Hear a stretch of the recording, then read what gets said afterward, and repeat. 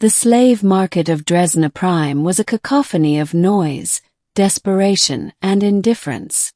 Sunlight filtered through the high dome, refracted by the translucent glass and casting rainbow patterns on the dusty floor. Traders barked prices, exotic scents clashed in the air, and hopeful buyers haggled with greasy vendors over flesh and machinery alike. In the farthest corner of the market, beneath a sagging tarp that flapped lazily in the arid wind, sat Lot 9432, a girl barely recognizable as living. Knees hugged to her chest, her long arms shackled with rusted steel, she rocked silently. Her skin was ashen gray, patterned with faint, faded stripes, once a mark of beauty among her people, now symbols of disgrace. Her hair was unkempt, eyes sunken. A sign dangled above her. Hybrid. Broken. Last cycle stock. 10 credits, OBO. No one came near her. Even slavers walked past her with a mix of disgust and ridicule. Some laughed. 10 credits, sneered a lorg trader, his snout twitching. That's what you'd pay for a half-dead rodent. More like 1 credit too many. Another barked, drawing cruel chuckles. But the girl, who once had a name, a family, and dreams, did not react. She had learned long ago that the world offered only pain to those who still cared. Until he showed up. He came alone, walking with the casual gait of someone who didn't fear this world's stink or threats. His clothes were simple. Dusty cargo jacket, worn boots, but his eyes were alive. Dark. Observing. Calculating. Human. He stopped in front of her cage, cocking his head. This one, he asked aloud. The slaver lounging nearby laughed. You want her human? Sure. 10 creds and she's yours.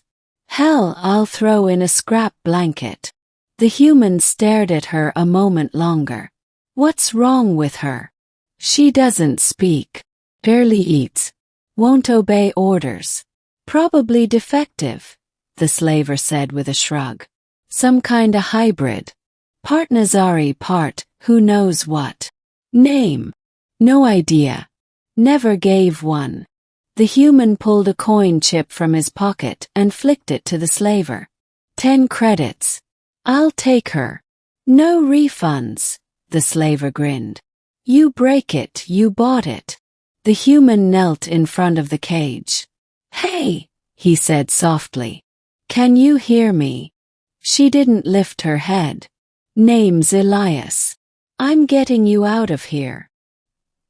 He unlocked the cage and extended a hand. She didn't take it. So he carried her. Middle. The ship was small. An old cargo hauler converted into a semi-functional home. It smelled of oil, warm bread, and something like cinnamon. Elias didn't say much the first day. He fed her, real food, not the nutrient sludge from the markets. He gave her space. A warm cot. Clean clothes. Sonic shower. She didn't speak. Not on the first day. Not the second. He never forced her. Instead he kept a routine. He cooked, fixed things, cleaned, tinkered. Talked to her even if she never answered. Then on the 6th day she asked, "Why?" He looked up from a box of worn-out servos. "Why what? Why take me?" Elias shrugged. "You were alive. That was enough. I'm broken. Maybe. Maybe not. But broken things can be fixed. No one has ever said that." Elias offered a small smile. First time for everything. Days turned into weeks. She slowly returned to life. Her name, she revealed, was Kaelari. Her people, the Nazari, were known for their empathic abilities. Her hybrid nature made her stronger in body, weaker in mind, or so she was told her whole life. She'd been taken as a child when her village was raided. Sold. Beaten. Conditioned. Broken. Elias didn't try to fix her with words. He let her choose. He taught her things: how to weld, how to cook, how to navigate star maps. Her mind soaked up everything like dry soil drinking rain. She was smart, curious, gentle. One night, as they drifted in orbit above an uncharted moon, Kaelari stood by the viewport, watching the stars. "I can feel you," she said softly. Elias paused. "Yeah. Your emotions. Kind. Strong. Heavy. I've been told I think too much. It's not thought I feel. Pain. And something else. Hope." She turned to him.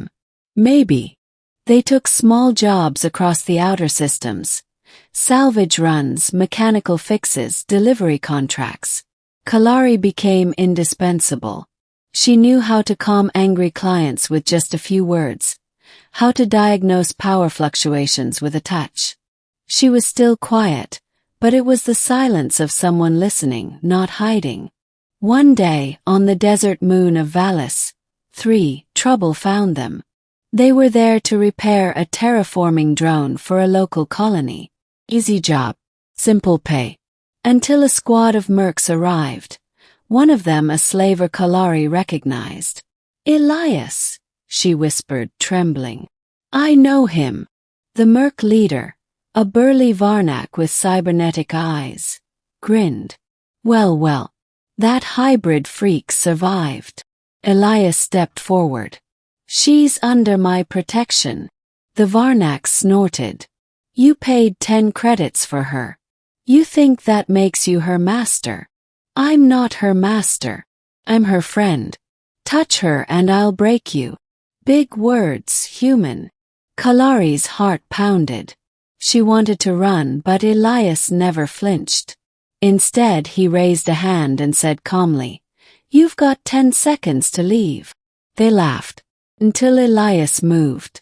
He wasn't flashy, just fast, efficient, brutal. He dropped the first merc with a palm to the throat, disarmed the second with a twist, and fired a stun round into the Varnak's chest. It was over in seconds. Kaelari stared at him in shock. "I thought you were just a mechanic." Elias shrugged, rubbing his knuckles. "I used to be a soldier. Why help me?" "Because someone once helped me when I thought I was worthless." She stepped closer. "Thank you." "For what?" "For seeing me." Ending. Months passed. Kaelari laughed more. She built things. She sang. She even danced once in the ship's cargo bay, humming an old Nazari lullaby while stars drifted lazily by the viewports. Then, one day they received a message. From the Drezna Prime Council. The market had been exposed. Illegal operations, slavery, trafficking. The council was holding hearings. Survivors were being called to testify.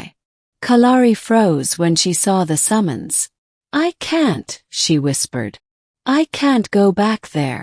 "You don't have to," Elias said gently. "But if you do, they'll hear your voice. Maybe someone else like you will be freed." She shook, her hands curled tight. "What if I freeze? What if I break?" Elias knelt before her. "Then I'll be there. Every step." The hearing chamber on Drezna Prime was cold and formal, lined with judges and counselors, press and security. Kaelari stood, trembling but tall.